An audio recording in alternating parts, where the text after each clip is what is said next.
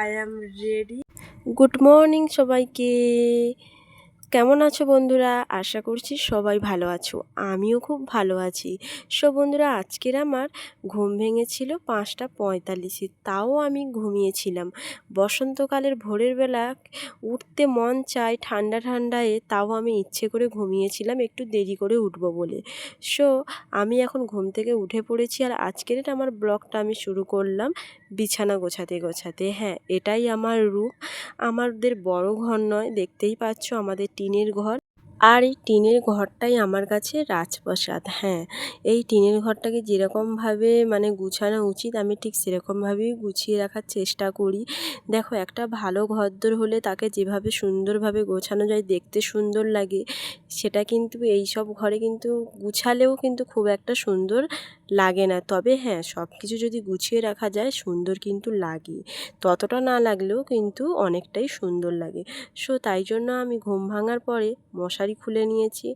নেওয়ার পরে আমি আমার ব্ল্যাঙ্কেটটা গুছাচ্ছি এবং আমার বেড কভারগুলো সাইজ করছি। অ্যাকচুয়ালি রাতে ঘুম থেকে ওঠার পর সকালবেলা বিছানাগুলো সত্যি প্রচণ্ড ওলটপালট হয়ে যায়। কেননা আমি একা ঘুমোলে কি হয়েছে, আমার বিছানা আমি একাই 10 জনের জায়গা নিয়েই ঘুমোই, যার জন্য আমার বিছানা পুরো তোলপাড় হয়ে যায়।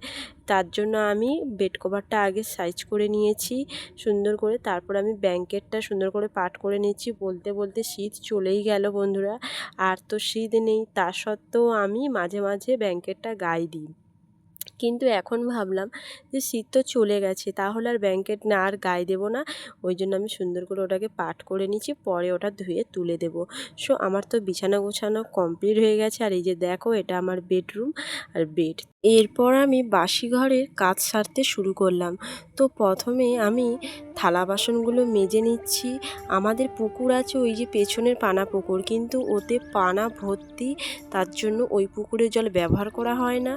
যার জন্য আমরা অন্য জায়গা থেকে লোকেদের পুকুর থেকে জল বয়ে নিয়ে আসি বা কল থেকে জল বয়ে নিয়ে এসে আমি থালা বাসনগুলো মাজি। থালা বাসন মাজা কমপ্লিট হয়ে যাওয়ার পরে এবারে আমি আমাদের গরুর গোয়ালটাও ঝাঁট দিয়ে নিচ্ছি। কেননা গোয়াল যদি পরিষ্কার রাখি তাহলে গরুও সুন্দরভাবে থাকতে পারবে, উপরন্তু চারদিকে দুর্গন্ধও খুব একটা যাবে না। যার জন্য আমি গোবর খড় আগে কেড়ে নিয়েছি, তারপরে আমি ঝাঁটা দিয়ে ওটাকে সুন্দর করে ঝাঁট দিয়ে নিয়েছি। গোয়াল ঝাঁট দিতে আমার ভালোই লাগে, আমার গরুর সেবা করতে খুব ভালো লাগে বন্ধুরা, সত্যি বলছি। তারপরে আমি উনুনের বাসি ছাইগুলো কেড়ে নিচ্ছি, যাতে উনুনটা সুন্দরভাবে জ্বলে। আর উনুনে রান্না করতেও খুব ভালো লাগে, ধোঁয়াও হবে না।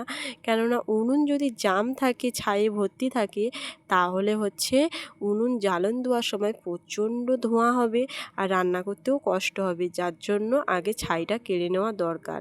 প্রথমত আগেকার দিনের লোকেরা বলতো যে বাসি উনুন বাসি ঘর কোনো কিছুই রাখতে নেই। যার জন্য আমি আজকের আমাদের ঘরটা সুন্দর করে প্রত্যেকটা জায়গায় নাতা দিয়ে দিচ্ছি। হ্যাঁ, এই তো আমাদের ঘর, ছোটোখাটো ঘর, তোমাদেরকে আগেও বলেছি।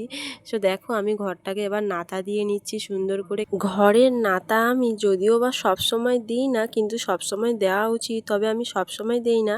সপ্তাহে 3 দিন কি 4 দিন আমি নাতা দিই, আর অন্য দিন এমনি মুখের কাছে একটুখানি নাতা দিয়েই চলে যাই। তারপরে দেখো, নাতা দেওয়া হয়ে যাওয়ার পরে আমি এবার ব্রাশ করছি। আমাদের যে নতুন বাড়ি হচ্ছে, সেই বাড়িতে গিয়ে দাঁড়িয়ে দাঁড়িয়ে আমি ব্রাশ করছি। আর আমার মতো কে কে আছো কমেন্টে জানিও যে ব্রাশ করার সময় পুরো 1 ঘন্টা সময় নিয়ে নেয়। আমি তো পুরো আধ ঘন্টা 1 ঘন্টা সময় নিয়ে নেবেই আমার। আমি এদিকে ঘুরবো ওদিকে ঘুরবো বসবো, আমি এক জায়গায় স্থির হয়ে একেবারেই দাঁড়াতে পারি না। আমি ব্রাশ করতে করতে কত কী যে চিন্তা করব, সীমার বাইরের চিন্তা। এখনও সূর্যি মামা ঠিকমতো ওঠেনি, উঠবে বলছে। কেননা আজকের আমি বলেছিলাম যে একটু তাড়াতাড়ি উঠেছি, যার জন্য আমি ব্রাশটাও খুব তাড়াতাড়ি করে নিচ্ছি। বাইরের ভিউটা তোমরা দেখো, কত সুন্দর নিঝুম ভিউ একটা। তারপরে আমি মুখ ধুয়ে নিচ্ছি। আমার মুখ ধুতেও সেম অনেকক্ষণ সময় লাগে, কেননা আমি মুখটাকে অনেকবার ধরে ধুই, চোখ ঠান্ডা করি। তোমরা জানো যে আমার চোখের একটা প্রবলেম আছে, যার জন্য আমাকে চোখটাকে সুন্দর করে রাখতে হয়। আসলে আমার চোখের সাথে কি হয়েছিল বা আমার সাথে কি হয়েছিল তোমাদের আমি অন্য কোনো ভিডিওতে বলবো। যদি তোমরা আমাকে কমেন্টে বলো যে আমার সাথে আসলে কি হয়েছিল যার জন্য আমার চোখটার এই কন্ডিশান, তাহলে আমি নিশ্চয়ই একটা ভিডিও নিয়ে আসবো খুব শীঘ্রই। সেখানে আমি বলবো যে আমার সাথে কি হয়েছিল না হয়েছিল। সো বন্ধুরা, আমার তো চোখ মুখ ধোয়া হয়ে গেছে। তারপর দেখি রুটি দোকানে যাচ্ছি। হ্যাঁ, আমাদের পাড়ায় রুটি আর লাড্ডু দোকানই আসে, কিন্তু আমি যেতে যেতে দেখি রুটি দোকানই চলে গেছে। তারপরে আমি আর কি করব, ঘুরে চলে এলাম।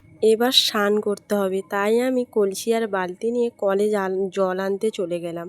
হ্যাঁ, আমাদের কলটাও খুব একটা দূর না, মোটামুটি কাছাকাছি। তারপরে জল নিয়ে রেখে দিয়ে আমি বলছি না, আগে পান্তা দুটো খেয়ে নিই, আমার খুব খিদে পাচ্ছে। হ্যাঁ, আমার মাঝে মাঝে এরকম সকালে করেই খিদে পেয়ে যায়, যার জন্য আমি কি করলাম, পান্তা আর একটা বাসি চপ, মানে কালকের চপ নিয়ে এসেছিলো বাবা, সেই চপটা ছিল, সেই চপ দিয়ে আমি সকালে পান্তাটা খেয়ে নিচ্ছি। চপটা কিন্তু ভালো আছে, খারাপ হয়নি। সকালের বাসি জিনিসটাই যেন আমার বেশি ভালো লাগে। তেলে ভাজা পিঠে বলো বা হচ্ছে চপ, বেগুনি, এই লুচি, এইগুলো আমার বাসিটাই বেশি ভালো লাগে। তারপরে আমার খাওয়া হয়ে যেতে আমি স্নান করে নিয়েছি। স্নান করে নেওয়ার পর আমি হচ্ছে আমার জামা কাপড়গুলো মেলাতে গেছি। বাইরে বেশ চড়া রোদ উঠে গেছে। এইটুকু সময়ের মধ্যে সবে হচ্ছে মানে 9টা বাজতে যায়, 9টাও বাজেনি, 8:30টার একটু বেশি হবে। দেখো কিভাবে রোদ উঠে গেছে। Guys, I am ready. রান্না করতে হবে, তো চলো রান্নার পর দেখা হচ্ছে। তো চলো এবারে রান্নার জোগাড় করি। তো প্রথমে আমি চালটা ধুয়ে নিচ্ছি।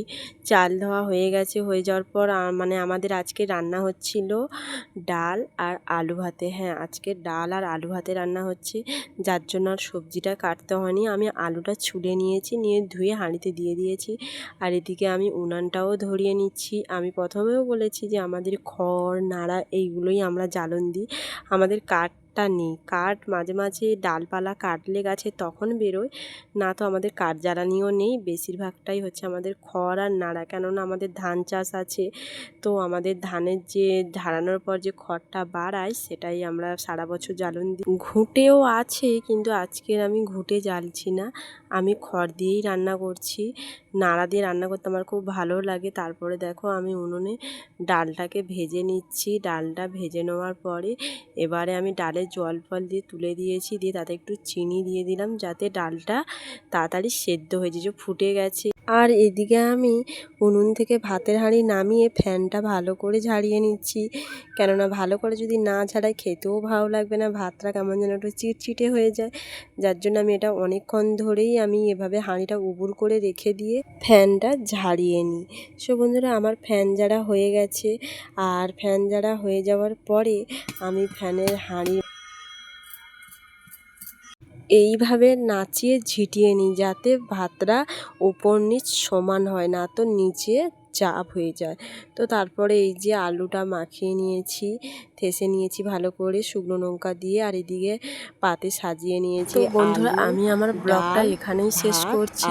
ব্লগটা যদি ভালো লেগে থাকে তাহলে আমাকে একটা সাবস্ক্রাইব করে আমার পাশে থেকো, আর হচ্ছে সর্বদা আমাকে সাপোর্ট করতে থেকো। সো বাই বাই, ভালো থেকো সবাই, বাই।